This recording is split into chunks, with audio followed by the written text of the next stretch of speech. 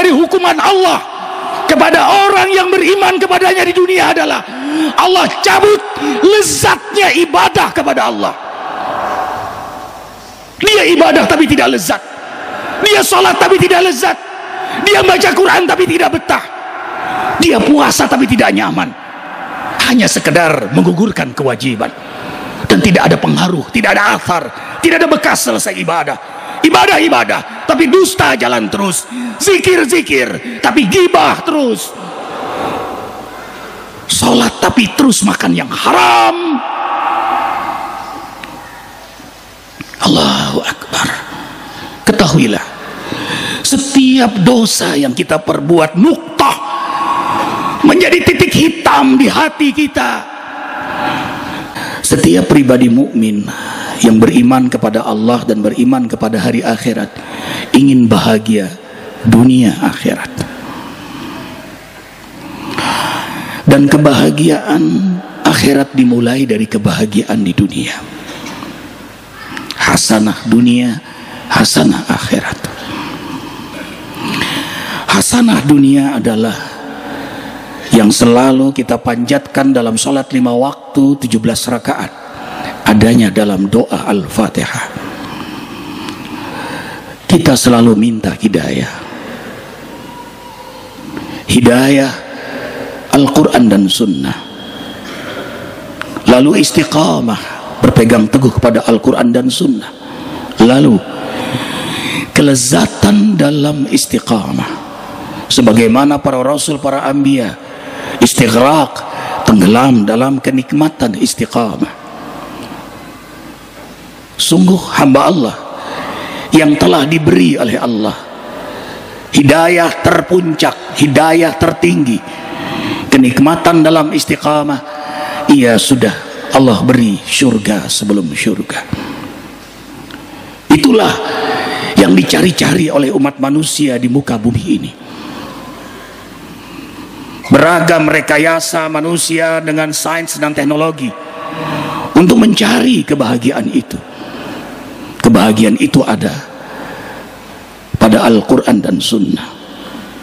Allah yang menciptakan langit bumi ini memberikan petunjuk untuk meraih kebahagiaan itu, dan tidak ada jalan selain jalan yang Allah tunjukkan, Al-Quran dan Sunnah.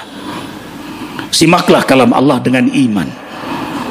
Surah Toha ayat 124. Wa man arada an zikri fa inna lahu ma'isyatan danka wa nahsuruhum yaumal qiyamati a'ma. Qala lima hasyar, qala rabbi lima hasyartani a'ma wa qad kuntu basira.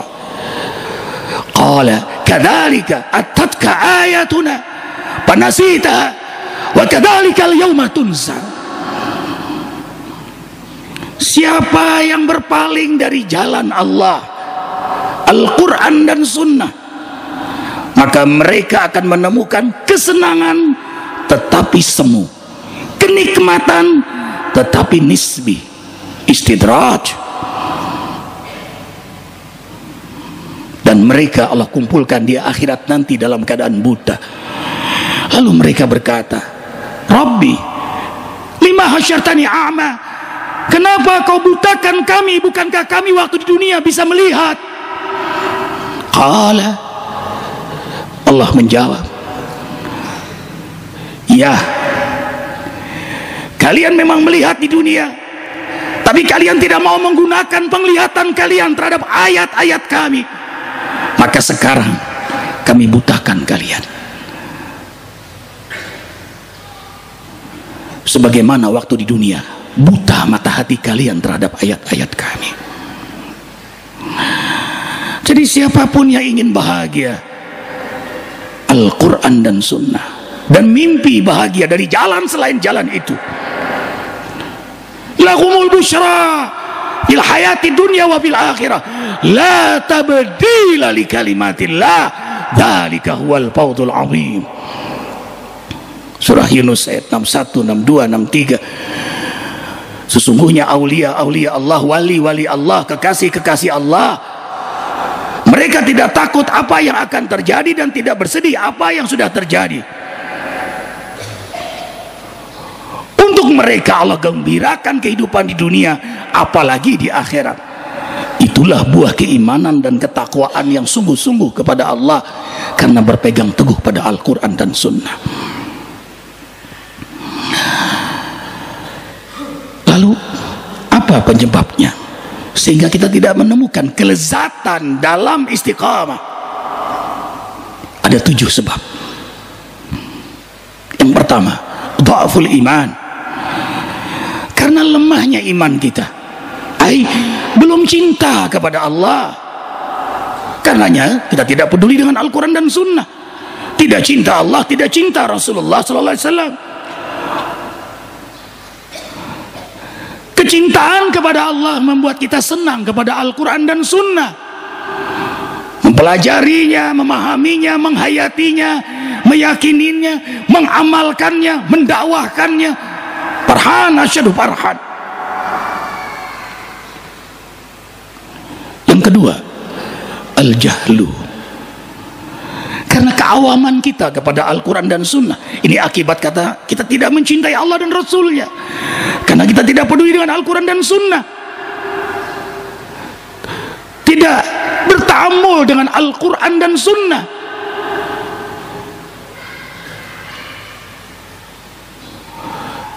Tidak membacanya setiap hari, bahkan kita menganggap biasa tidak membaca Al-Quran sehari.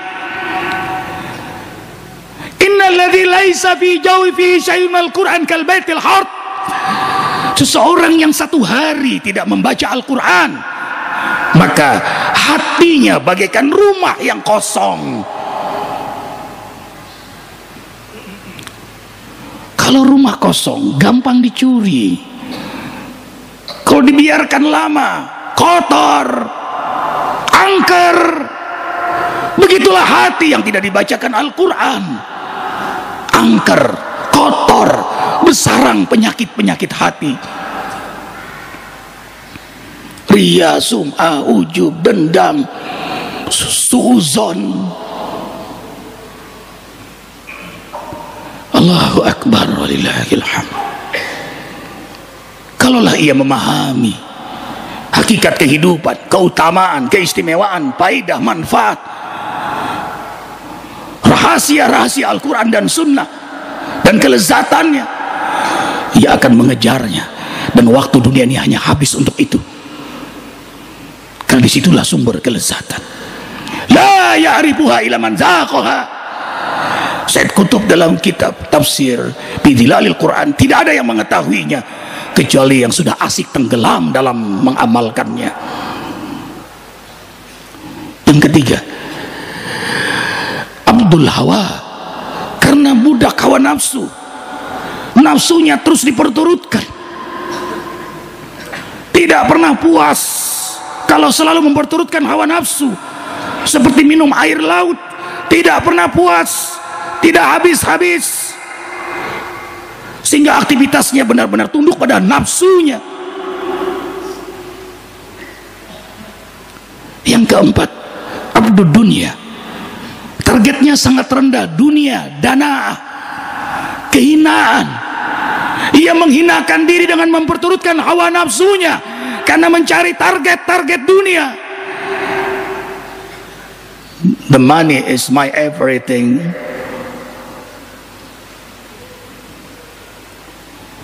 Dan itu menjadi orientasi kehidupannya sampai mempengaruhi ibadah dan doanya. Beribadah hanya untuk target dunia.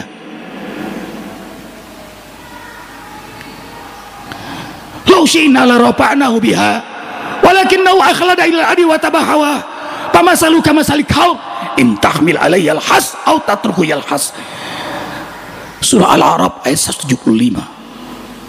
Allah ingin memuliakan manusia dengan Al-Quran dan Sunnah, tetapi mereka memperturutkan hawa nafsu mereka karena cintanya kepada dunia, maka mereka bagaikan anjing yalhath. Kata yalhas itu asyaddu atasan, lebih dari haus, menyengat tenggorokan. Yalhas itu terjadi pada hari kiamat nanti. Yalhas, haus yang luar biasa. Tapi Rasul memberitakan gembira, tidak untuk hamba yang senang berpuasa. Di akhirat nanti hamba yang berpuasa hadiah dari Allah karena dia senangnya puasa. Wajib sunnah di dunia, Allah beri minuman dari telaga Kautsar yang membuat dia tidak akan yalhas. Orang yang berpuasa itu menunjukkan ia tidak cinta dengan dunia. Dua kenikmatan yang tidak pernah bisa ketemu, yaitu kenikmatan rohani dengan kenikmatan jasmani. Seorang hamba yang milih kenikmatan rohani karena cintanya kepada Allah, Rasul, dan ingin selamat di akhirat, maka jasmaninya tunduk pada kehendak rohaninya. Lapar sekalipun ia menemukan kenikmatan, haus sekalipun ia menemukan kenikmatan. Sabar dalam kejujurannya, padahal ada peluang-peluang untuk melakukan perbuatan nista, tapi ia menemukan kenikmatan di situ. Sebaliknya kalau mencari kesenangan nafsu jasmaninya, dunianya, maka dia akan gadaikan kesenangan rohaninya. Dia akan gadaikan kesenangan akhirat selama-lamanya hanya untuk sementara di dunia. Mata'un qalil walahum adzabun alim. Qul tamatta' bi kufrika qalila innaka min ashabin nar zarhum ya'kulu wa yattamatta'u wa yulhihimul amal fasawfa ya'lamun. Karena itulah orang beriman disibukkan dengan kesenangan ruhaniyah. Dari tidur lebih awal, sholat malam, istighfar, berjamaah di masjid, tidak keluar dari masjid sampai isyraq, tidak keluar dari rumah kecuali dalam keadaan berdoa, berwudu, berzikir, rendah hati, bersedekah, senyum, menebarkan kasih sayang, dakwah, sibuk dalam perbaikan-kebaikan. Itulah hari-hari orang mukmin. Ia jaga sholat di awal waktu, berjamaah di masjid. Allahu Akbar, tidak ada waktu yang sia-sia. Semuanya menjadi nilai, dan itu membahagiakan. Kemudian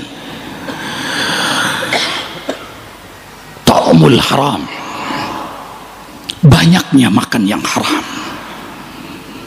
Apa yang kita makan, jat atau cara mencari atau hak Allah yang tidak kita tunaikan, lalu jadi darah, jadi daging. Maka darah daging dari sesuatu yang haram, hujratus syayatin, the room of syaitan. Kita membangun ruangan-ruangan, rumah-rumah, kamar-kamar setan pada tubuh kita. Wa syaitan ya'rifuhu, dan setan mengenal seorang yang suka makan yang haram. Innahu yarakum huwa wa qabiluhu min haitsu la tarawnakum. Dan kalau sudah makan yang haram, maka berikutnya yang keenam, kasratus dzunub. Ia senang banyak melakukan dosa. Senang banyak melakukan dosa dan merasa tidak berdosa. Biasa-biasa saja dia berdusta. Tidak sholat malam, biasa saja. Bahkan tidak sholat 5 waktu, biasa saja. Tidak merasa bersalah, tidak gelisah. Inna azamal iqab diyaul lazzatil istiqamah, diyaul lazzatil ibadah. Ketahuilah wahai jamaah yang mulia, awal dari hukuman Allah kepada orang yang beriman kepadanya di dunia adalah Allah cabut lezatnya ibadah kepada Allah. Dia ibadah tapi tidak lezat, dia sholat tapi tidak lezat, dia baca Quran tapi tidak betah, dia puasa tapi tidak nyaman, hanya sekedar menggugurkan kewajiban, dan tidak ada pengaruh, tidak ada athar, tidak ada bekas selesai ibadah. Ibadah tapi dusta jalan terus, zikir tapi gibah terus, sholat tapi terus makan yang haram. Allahu Akbar. Ketahuilah, setiap dosa yang kita perbuat nuktah, menjadi titik hitam di hati kita. Kalla bal rona ala qulubihim ma kanu yaksibun. Dan semakin banyak titik-titik itu, maka makin gelaplah hati kita, dan hati yang gelap menjadi hijab hubungan kita kepada Allah. kalla innahum an rabbihim lamahjubun yauma idzil la mahjubun. Pada hari kiamat nanti ia akan ada hijab dengan Allah, tidak bisa bertemu dengan Allah, dan Allah tidak mau melihat dia. Dan di dunia pun percikan hijab itu sudah Allah berikan, dengan rasa lezat ibadah Allah cabut pada dirinya.